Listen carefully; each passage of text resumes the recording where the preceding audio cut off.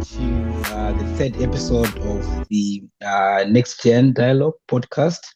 And today I'm so excited to be having Dr. Ashley Fox in the studio in our series of Inside the Doctoral Mind.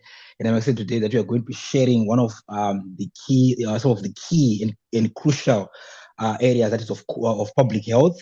And today we are going to talk about shared struggles, different realities in terms of global public health, in specifically in context to the United States of America and also Africa. And as I said today, I'm going to do the CVs outside by all means, but I'm going to give you a chance so that our audience get to know the work that you do, especially in the field of research and also public health. So over to you, Dr. Fox. Yeah, wonderful. Thanks so much for having me. It's great to be here, and I look Thank forward you. to your questions. Thank you. Thank you. So before we go into the context, maybe a lot of our audience want to understand. I've been reading your bio. Most of your research has been in public health, working, and I believe there. Even after this episode, we're going even to also to share also some of your work, so that also our audience get to read some of the work that you've published. But in this context that we're talking about global public health, we just want to understand the context. Where are we in terms of global public health? Like 2 years ago, we were in a pandemic, COVID-19. It went through across or penetrated through across the borders. It went through. And the question was, where is this coming from in terms of public health? So I just want to ask you to share with us the context, especially looking at that background of where we are coming from post COVID-19. What the state of the global public health now? Wow, okay, that's a big question, but yeah, I guess for a little bit of context, my background originally when I went into public health, I did my PhD in public health and at the intersections of public health and political science, and I was really interested in global health. So I became very interested. At that time, HIV/AIDS was the big pandemic that everyone was talking about. And so that was particularly affecting sub-Saharan Africa. So actually, even as an undergraduate student, I became interested in different countries' responses to the HIV crisis, including South Africa's response to the HIV crisis, which was actually one of sort of denial and a very kind of anti-science response, which has a lot of carryovers to some of the things that we're seeing today. And so that was my initial entree into the field of global public health. And then I continued to study that in my PhD, and I became interested in, not just internationally health and pandemics, but also in a US context. And so, since the time of HIV, there's been other big global pandemics, right? So there was also Ebola was another one that, of course, affected parts of Africa, especially West Africa, and is continuing in certain countries, but people aren't paying as much attention to it. And, then there was Zika, and before that, there was, SARS as well. And so, there have been these different pandemics and concerns about pandemics for some time, and people had been predicting that there was going to be this big one.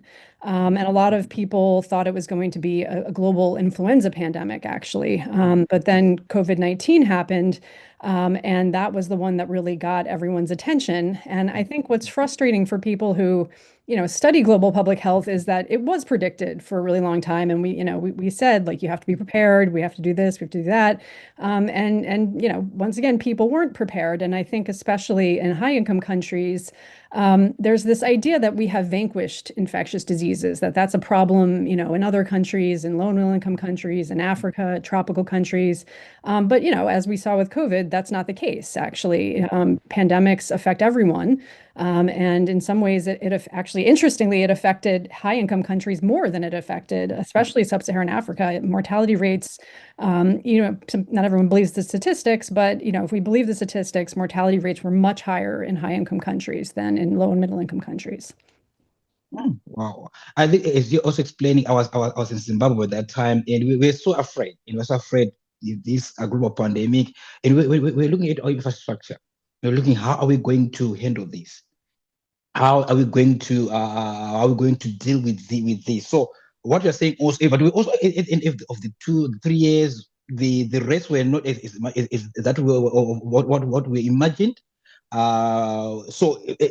in that context, maybe I would want us now to come to this issue now. What we're talking about, like that, with that background, right? We've got Africa, we have that the data that's coming in through different pandemic that you also have mentioned. What comes into your mind when you talk about this shared struggle? Do we have shared struggles? Because if it's a high income, we mentioned about high income, and we're also talking about the sub-Saharan African countries who are generally low, kind of low in income. What are some of the shared struggle when it comes to global health between the USA and specifically these African countries? Yeah, so I think there are, I think all of our struggles are shared, really. Mhm, mhm, mhm, When mhm, people talk about infectious diseases too, they always talk about, infectious mhm, diseases don't respect mhm, borders. mhm, So it's everyone's problem, it's not just one country's problem.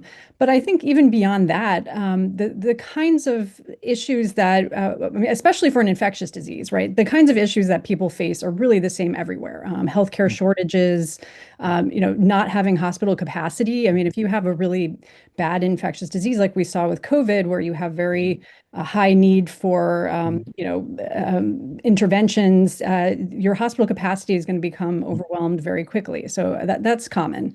But even putting aside infectious disease, high-income countries like the US struggle with very similar things to sub-Saharan Africa, maybe a slight difference in magnitude, but everywhere care is being rationed, right? mhm, Everywhere it's harder and harder to get care. And there's different ways of figuring out who is going to be more likely to get care. And pretty much everywhere, if you have more money, you're more likely to be able to get more and better care, right? And so again, it may be a sort of a difference of magnitude, but it's the same kinds of issues in both contexts. And also, I would say, these divisions between urban and rural areas as well, which is, very dire, I think, in sub-Saharan Africa, but it's similarly dire in the US. We're experiencing very high degrees of hospital closures and health worker shortages.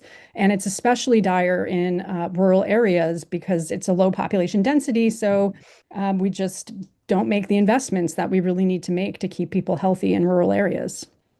mhm. And maybe on that, so as you're mentioning about some of this, that difference urban rural areas, also looking at low income. One of the things that I think is also is coming out is the politics, right? And also expert in politics, and it becomes gives us a better view. How does politics shape? Because sometimes looking at global health, it's essential service. Why is it sometimes there is no priority in terms of investing much in public facilities? Countries, they invest much more in military, invest in other sectors of the economy. But the aspect of public health specifically usually has got some underfunding. What is causing this? What is the politics behind this, behind this issue? Yeah, I think that's so important because people, whether we're talking about the US or sub-Saharan Africa, always frame this as an economic issue. Oh, there's just not enough resources. We have to ration this and that. I always have argued, and others, political economists argue, no, this is a political choice, right? What we decide to invest in, what we deem as important, what we deem as a political priority, is a political choice and dictated by a political process. And the world over, yeah, we've seen that really our health systems tend to be underinvested, and that's a problem in high-income countries, and it's also a problem in sub-Saharan Africa. I actually was just working on a report with the World Bank where they're trying to essentially convince countries to invest more in health, that this is a worthwhile investment, both in terms of how it might pay off economically in the long run, but also that it's a good political and social investment. It's a good social investment because health is important, and people value their health, and it's a good political investment because it could pay political dividends too. In people's health. So it is surprising that it is so chronically underinvested when you compare it to how important and essential it is for people. And maybe now coming to the issue of I'm loving how you bring also the aspect that it's a political choice whereby this phenomenon is continuing whereby countries government do not usually invest more in that, until when there's a pandemic where people now have to, what can we do? And even in those pandemics, politics still plays a part. I think we saw it with the COVID-19. Politics also was also at play. Others blaming other people, all of those things. So I think something that we're also looking into as we go with this dialogue. But let us go now to the. I want us to take us back to the US context on the issue of health care access in the US, the issue of insurance vis-a-vis socioeconomic status. In Africa, we usually it's not that because there's universal health care. At times, it's really primary health care. If you go into the rural areas, most African governments have also with the help also of different international organizations, they've managed to make sure that health at the end of the day is a universal right to most citizens. But looking at the US, we have also insurance and also socioeconomic status. What can you explain about this phenomenon whereby in the high income countries, first world countries, health is kind of there's that insurance that is there compared also to Africa, where sometimes there's usually universal healthcare. Yeah, well, so there's different ways to provide universal health coverage to people, Yeah. right? And so the two big there's probably three big models, but one is sort of a national health service where it's not insurance based. It's just build public hospitals, you hire a certain amount of providers, you build clinics, and it's all public money, publicly owned, publicly run. And that's sort of I think I often equate that to the US public education system, right? Like our public education system is generally you have teachers and schools, and that's all just pure public funding. So that's one model, and some European countries do it that way, like the UK and others have a national health service. Another model is to have what sometimes is referred to as national health insurance. So this is an insurance-based model. It's not exactly the same as a national health service because the providers and the clinics and the hospitals themselves could be private. It's just that the money is all kind of pooled together and coming from the government. So it's like a government insurance plan.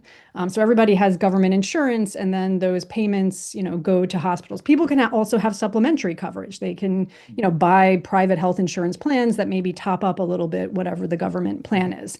And that's the way a lot of other countries do it. That's the way Canada does it. That's the way a number of different countries that have national health insurance do it. And then some other countries have like a variation on that where it's still insurance, but it's like a regulated multi-payer model. So there's more than one insurance provider, but they're highly regulated and kind of cross-subsidized by the government. So that's like the German social insurance model. So the US is the only country that doesn't really do any of those three models, or at least it mixes like some elements of those different models. But the largest share of people in the US get their insurance through an employer in what's known as employer sponsored health coverage.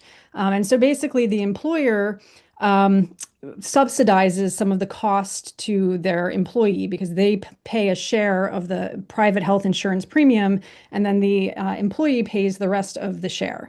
And so it's also kind of subsidized by the government because the government makes that tax exempt so that employers don't have to pay taxes on that. And the largest share of the American public gets their insurance through their employer. But if you're one of those people that doesn't get insurance through your employer because your employer doesn't offer health insurance, or like you're self-employed, you work on your own, then you're in trouble and you don't have affordable health care. And so this is the model that we have been using. And, for people older than age 65, we built Medicare. So that covers older adults. That's our universal single payer system, but it's only for older adults, right? And then we have Medicaid for very, very low income people that can qualify for that. And that we keep kind of trying to increase, although now with this big ugly bill, it's going to like reduce a lot more than it had. So this is why we have such a fragmented health coverage system in the US, because not everybody has health care. And also we have a very strong involvement of the private sector.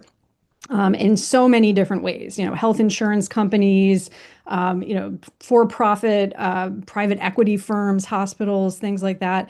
So that also drives up the costs. And then the increasing costs and how much, how expensive it is and how quickly the costs are increasing make it harder and harder for people to access.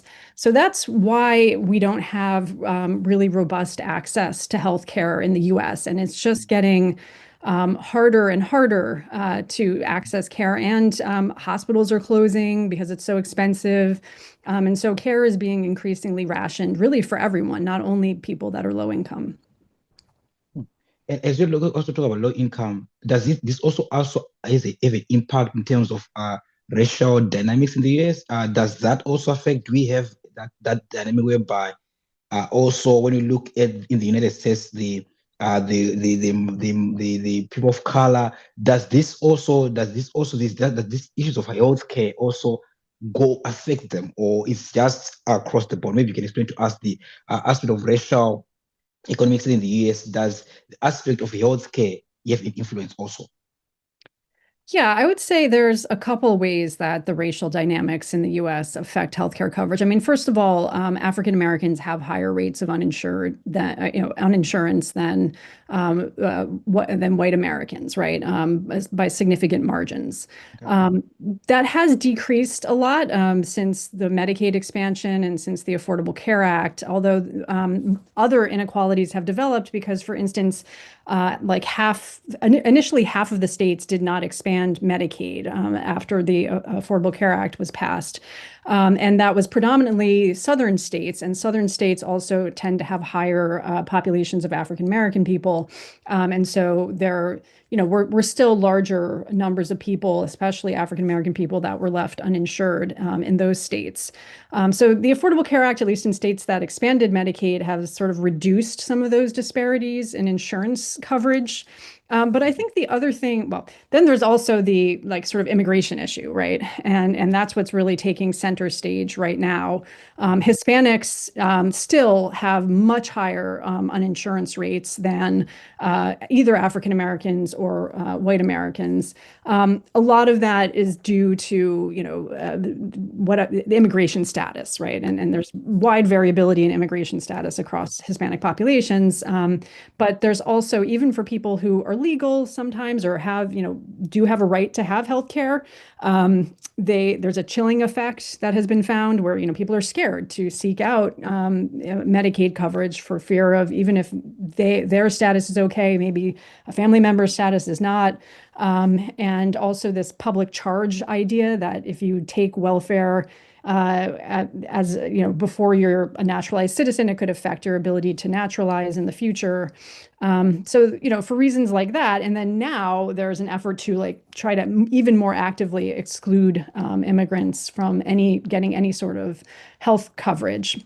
But just the other dynamic I'll quickly mention is this kind of political economy dynamic, which is that one argument people have made for why the US doesn't have more robust or universalistic welfare programs is precisely because of our diversity, the fact that we are a very diverse nation, and especially racial resentment towards African Americans in particular has been a large part of the dynamic of not wanting to extend any kind of social welfare benefits, including healthcare. And so even though that actually does hurt white Americans as much or more than it hurts African Americans, just because there's even more white Americans than there are African Americans, the racial resentment dynamics have caused us to not have as robust health insurance and social welfare programs as we might otherwise. And maybe going to the issue of we talk about these dynamics. I want to also not to look at also the health infrastructure. That the US has got more advanced health systems, but also there's also question of the systematic failures, like issue of mental health. In Africa, it's a contrast. Maybe it's not yet dominated, but that difference also whereby we have modern infrastructure, but we still have this, especially in mental health, in maternal mortality. What is causing this? At times we'll be thinking that probably if you've got modern healthcare systems, those hospital infrastructure, maybe there's going to be quality and those systematic failures can be addressed. What is causing these gaps in terms of mental health, in terms of maternal mortality? When we compare to Africa, whereby sometimes these things there's that poor infrastructure or low infrastructure, but we don't see much of those. Maybe it's because of documentation, but when you look in contrast to the US, even in other developed countries, you see that the issues, especially issues of maternal mortality, issues of mental health are increasing. What is causing some of these challenges?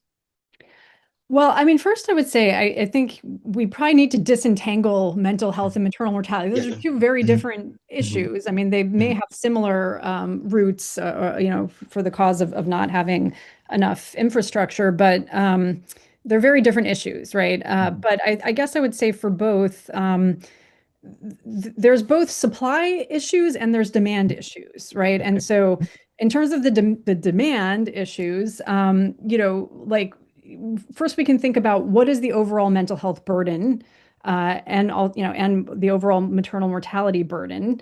And there are factors that influence that, right? And so the US has quite high rates of different mental health problems, right? I'm not a mental health expert, so I'm going to steer away from No, saying concretely how much worse, I don't know, we are than other countries on mental health. But I think we definitely have high rates of depression, high rates of suicidality, these kinds of things, and uh, other kinds of schizophrenia, like all of those kinds of severe mental illness, right? So on the demand side, there are factors that might increase the prevalence of those kinds of things, right? And especially for depression, I think there's just a lot of things in our society that, social isolation, like things that might make people more likely to be depressed, right? But then there's the supply side, right? So, like, are there enough services to meet the needs of people? So you can have you have the burden of disease, and then you have, are there enough services to meet that? And on that side, I think at least for mental health, the issue has been that yeah, there's not robust care available. And then historically, there hasn't been what's known as like parity between what it gets paid for physical health care versus mental health care. So mental health care always gets paid less, right? So often people are having to pay out of pocket to access mental health services, and mental health services are scarce.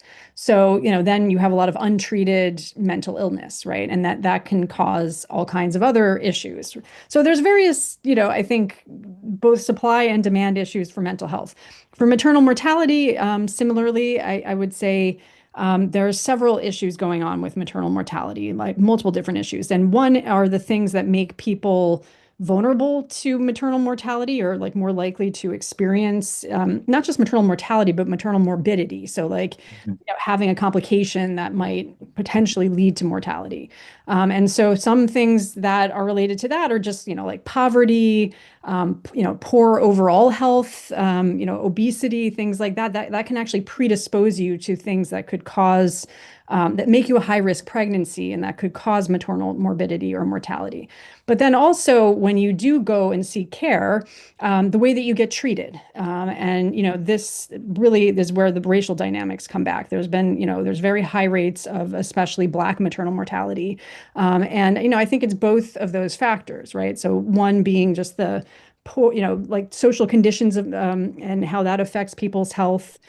So coming in with higher risk, but then also the way you get treated once you're in the hospital, not taking people's pain or symptoms seriously, discounting it, or maybe because your insurance isn't as robust as someone else's, not giving you as much priority. All of those things can contribute to maternal morbidity and mortality, or, the conditions being missed that then lead to those episodes. mm. And I think when you're talking about these chronic disease like, that you're talking about obesity, all those things, this also lead me to this question now that in US we have these are some of the chronic diseases that we hear about, like diabetes, obesity, opioid. What's in Africa most of the time is we are like malaria. We're talking about malaria. We're talking about TB, HIV. How do those different disease burdens reflect a broader social societal challenges? These two dynamics for you. Well, I think in Africa and a lot of low and middle income countries, they're increasingly starting to experience what's often referred to as the double disease burden, right? So Oh, okay. you still have the legacy of infectious diseases, but then now you're Mhm, also mhm, getting the chronic diseases. Um, mhm, I tend to think of this, not everybody agrees with this, but as kind of this natural, like epidemiologic transition or nutrition transition that happens, especially as countries develop economically more. You're going to get into this situation because even within a given country, you might have, wealthier people who um, mhm, aren't experiencing as high of an infectious disease burden, but are starting to experience more of a chronic disease burden because they've made that nutrition transition. They mhm, have adequate food. Not only do they have adequate food, they have maybe more than adequate food, and they're starting to overconsume, and eat too many bad things. And then they start developing chronic disease. Also, if you're not dying from infectious disease, you have to die from something. So, mhm, you start seeing people dying more of chronic disease. So I think this is kind of a natural process that happens. But the challenge for countries, especially in sub-Saharan Africa, is their health systems are often designed more for the infectious disease side of things, or they're not quite mhm, prepared for how to treat and manage and deal with chronic disease. And so making that transition in your health system and getting prepared and figuring out, how are you going to help people treat their chronic disease or even prevent chronic disease?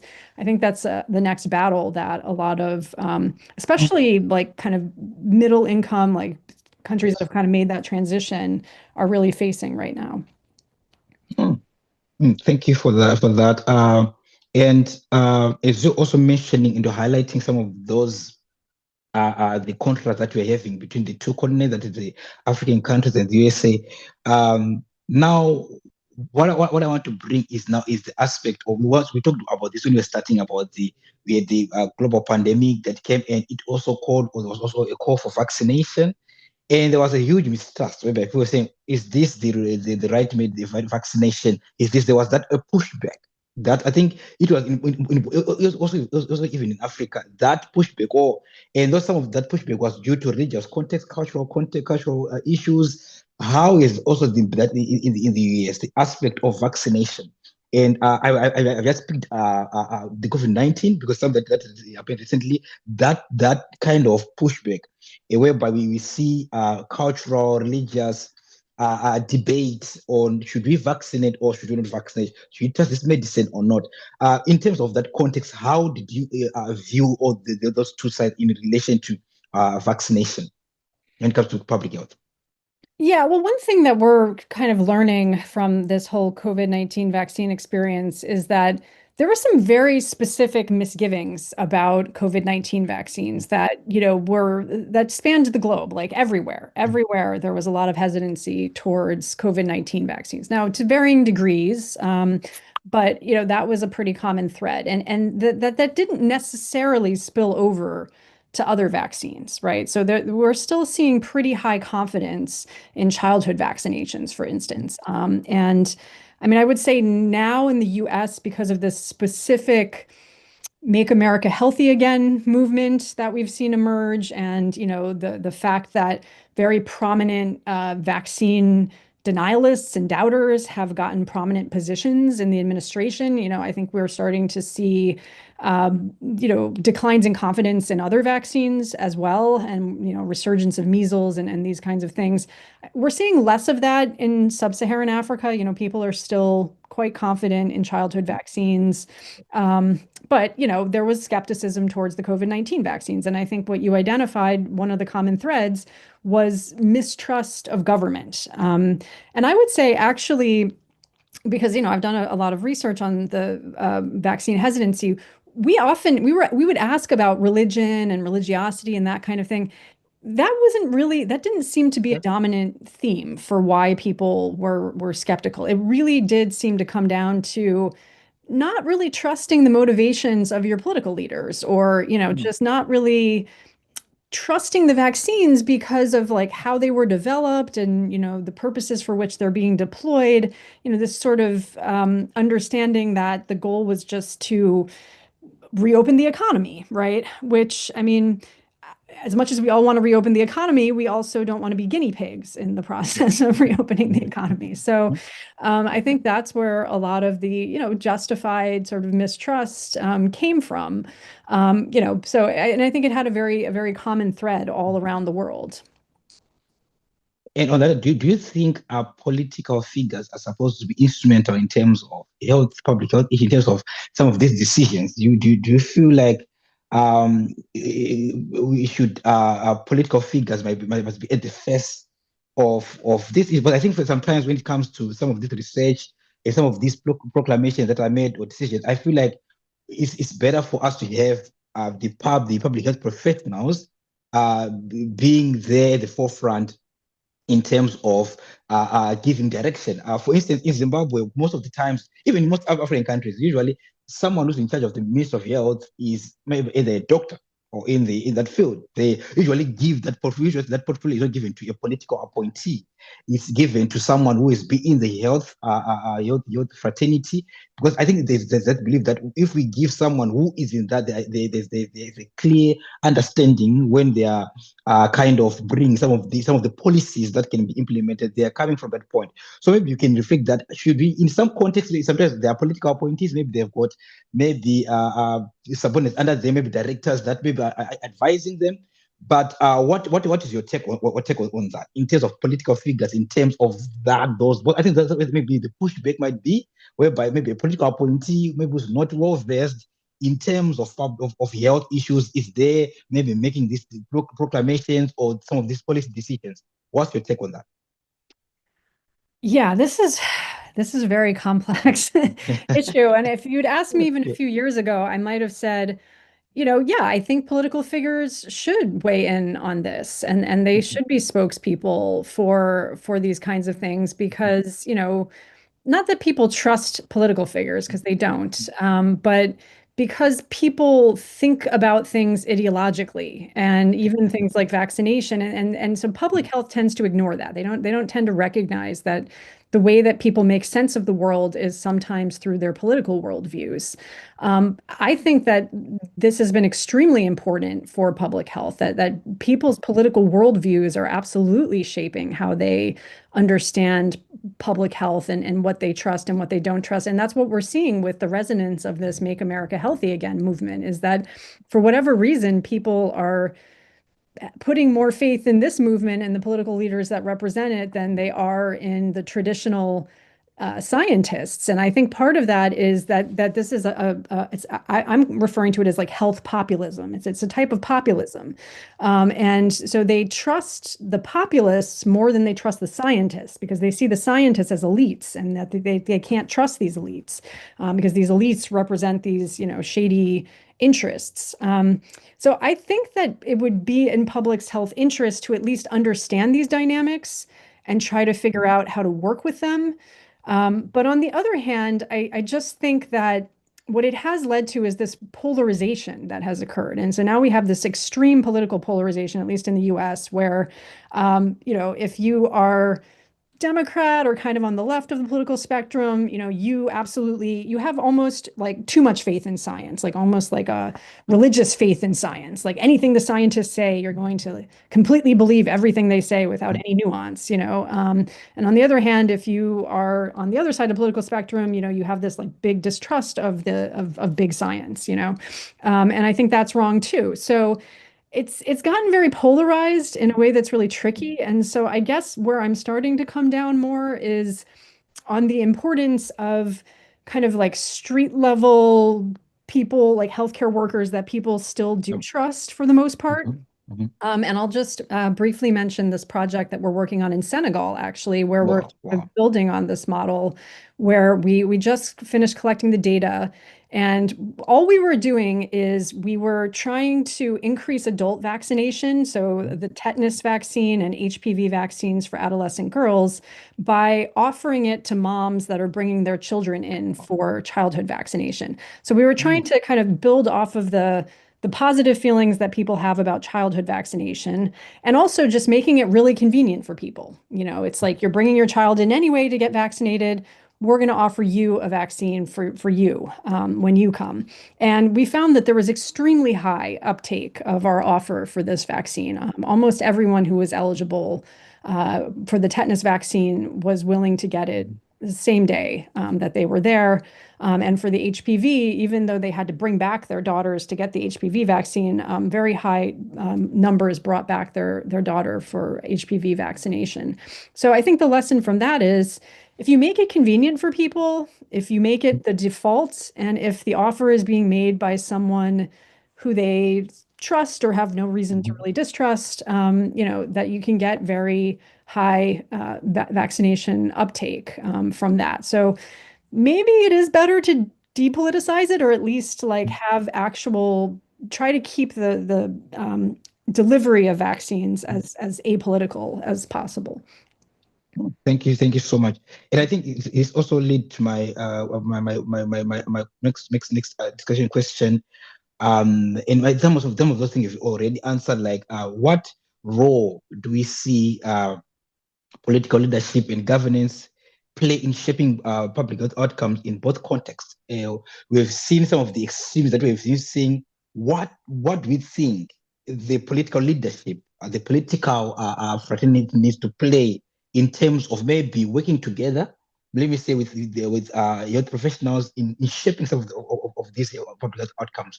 What role should political figures, or political appointees, or even political ideologies in terms of this? Because at the end of the day, public health is an essential service. No matter which side you are on, the issue of health affects all of us, no matter which economic status, or no matter which, from the third world countries or first or second world, health issues affect, they do not know those boundaries. What then can governance and political leadership play in shaping public health outcomes? I just think the government needs to start showing up more. They need to actually put their money where their mouth is and provide services for people. And, for the last 40 years, we've basically been cutting services, or, like rationing them, or depicting the public sector as, inefficient and incapable of providing public services to people. I think we need to reverse that trend and actually just start investing in health systems.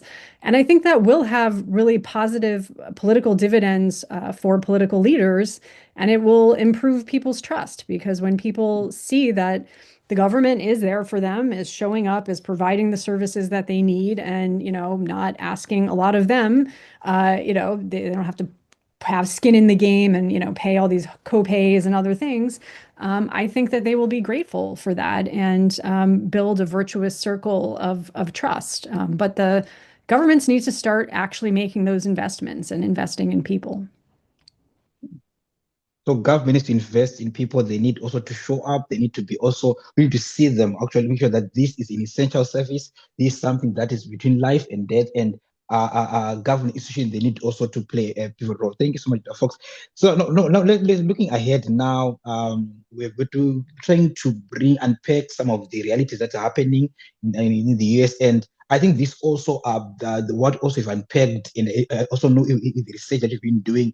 It gives us also that understanding also the health systems in different contexts. But now looking ahead with these issues, with political issues that are emanating from different places over the world, how can the US and Africa collaborate in terms of learning from each other in terms of public health? How can we be able to learn? And before you answer that question, at one time the issue of or in Zimbabwe, issue of drugs has been a pandemic, whereby abuse of drugs, especially with young people, and the government is still trying. How can we solve this? Because most of young people are now more into the abuse of some of the illegal drug that comes into throughout different some of the different areas, and they are being fed to the young people. And these issues of mental health, they're also rising now in most governments. They don't know how can we deal with this, how can we solve this. It's like last time I checked, there was an interministerial committee task force that was appointed to be able to see how can we solve this? They try to make sure we take young people to rehabilitation. They saw it's not working, or we are not sending you to prison if you see you abusing drugs. So maybe how can we then collaborate and learn from this? But in some of Africa, it's a new phenomenon whereby the use of the drugs that are coming in, especially young people, the abuse of these drugs. How can Africa in particular get to learn some of how we can be able to have infrastructure or have systems that we can be able to help these young people? Yeah, substance use is a really tricky and wicked kind of problem. Mm, I mean, I tend to be of the mindset that a lot of it is more of a symptom than a cause. mm, So I mean, I would first look to why are people turning to substance use, right? mm, And I mean, yeah. often there's Okay. a strong linkage with like unemployment and Mhm, feeling like there's no future, not having mhm, feeling like there's other opportunities. I'm not saying that all substance use is caused by that. I think there are other issues, and there is addiction, and there is the supply side issues. But I would first look to the demand side issues, right? So, like, what are causing young people to turn to these substances, and how much of it is about feeling like you don't have a future and feeling like there's no opportunities. And so that's where, generating opportunities for young people, yeah. Yeah. making sure that they can like they're able to go to school, that they're in school, that they're attending school, that there's sufficient after school activities to keep them engaged and out of trouble. And that carries over, by the way, to the US, where we don't do a good job of that. Mm, But then I guess secondarily to that, you can look at some of the supply side issues and why is there such a surge in these substances, right? How much of mm, it is like organized criminal networks? What is driving the organized mm, criminal networks, to enter this space? And then also, I'm always a big fan of harm reduction. So, not so much completely trying to foreclose people being able to use substances. I'm not a big fan of like a war on drugs and, mm, getting into all of that, but trying to make sure that there are ways that people can protect themselves if they are using substances, right? So, like in the US, we've developed things like fentanyl test strips, so you can mm, tell if your drugs are laced with fentanyl, for instance, or Narcan to like resuscitate people if they overdose. So, getting more of those things in the hands of ordinary people too can be another way to deal with it. Thank you. Thank you so much. Thank you so much. Thank you so much. I think most of we have exhausted most of our key screening questions, but now I want to ask you now, you're a researcher in this field. If you were going to design one shared public health initiative between the US and Africa, what would it be? Ugh, I was afraid you were going to ask that question because that's so hard. It's so hard. But I'm a big fan of this idea of trying to get more vaccine development and research Mhm, done in sub-Saharan Africa, and even some of the production potentially of drugs or other medical devices to be done more on site in Africa. So, I mean, sub-Saharan Africa does still have a lot of infectious disease. mhm, So it seems that it would make sense. And they have some very big institutes, like the Pasteur Institute in Senegal that does study infectious disease. South Africa has done an amazing job, during COVID, which actually completely worked against it because it would often identify these new strains of COVID, and then people would say, oh, this strain is coming from South Africa. No, South yeah, Africa just did a good job identifying that there was this new strain, and so then they mhm, got blamed for it. But I think shifting some of the production and even research maybe of these infectious diseases mhm, to Africa can prevent what we saw during COVID and what we saw during HIV, this huge, what people refer to as vaccine apartheid that developed, mhm, right? Where it's like the high mhm, income countries, they are the first movers, they're able to get in and get all of the vaccine doses for themselves, and then they get to decide how it gets distributed to other countries. mhm, I would really love to see, especially things like vaccines, just be democratized, yeah, horizontalized. Like this should mhm, not be even a for-profit venture. Like this should just be, we need to have global resources going into identifying vaccines and then making them available for everyone and not having, this first come, first served based on, your income status. We really need to break that. And I think, Africa could be a leader in that if it invested. Thank you so much, Dr. Fox. So guys, today we have tried to unpack some of the global health issues that are affecting both the USA and Africa. And I think with Dr. Fox here, I think we've heard a lot of things from the context, from pandemic, from vaccination. And I think it's also imperative that with this background, we now need to look at how Africa, yes, they can be able to learn from each other. And I really love even the last point that you raised, that Africa can also be a leader in these things, can also be also a hub whereby we can be able to manufacture some of these things. And funny enough, when we were growing up in Africa, when we were home, there are some medicinal within our communities that we've been used. Someone got a fever, they this, and so what if this is researched and also begin to implement in other country? I remember even during COVID, I'm going to share with you this data for folks. When COVID came, so when people got a fever, yes, they could go vaccinated, but sometimes people would use, we call it kunatira. So people would take like herbs, then you put it in a boiling water, and then you have to steam those. Those leaves, you could find them within your yard. Like most African communities can find them, you put them and then you steam. And 2 days, you're okay. You're okay. So some of these things, if they are researched, we never know what they can do. At times, even if someone has got a stomach ache, we know, oh, there's this tree, go and drink this, go and drink this, and people will be well. So I feel like what you're saying, that if the research is invested more in those communities, we might be shocked to see that there are a lot of some of the ingredients of the medication for the future that has been lying there in most of these African communities. But for now, we just want to thank you, folks, for coming in. Any last words that you want to share as we close our discussion today? Yeah, no, just I guess on your last point, I just completely agree that we really there's a missed opportunity to invest in Africa, and I think if there is any silver lining on like some of these reductions in aid that we're seeing, is I really hope that Africa takes a more leading role in the world, and steps up and fills in some of these gaps that have been left behind by taking ownership and building its own systems and research infrastructure. Thank you so much, first, for coming. Thank you so much for taking your time to come and share with us. I hope we are going to have more of these discussions from the different topics pertaining to issues of public health, vaccination.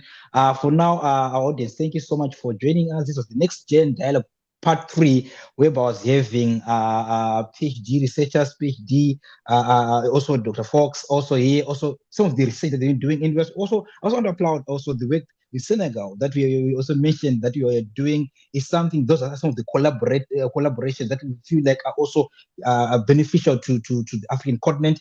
But for now, we are going to end it here and meet us on our next episode of